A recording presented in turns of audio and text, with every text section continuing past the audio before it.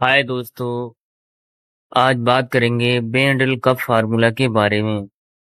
अगर आपको एलर्जी वाली खांसी और गले में खराश है तो आप इसे ले सकते हैं। अगर आप एडल्ट हैं तो इसे दिन में 3 बार सुबह दोपहर शाम 10 ml ले सकते हैं। जूनियर बच्चों को 5 ml करके दिन में 3 बार दें और पेरेंटल बच्चों को ना दें। अगर देना है तो आप अपने डॉक्टर की सलाह से दें।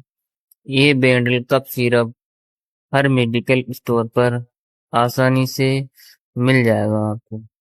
Thank you.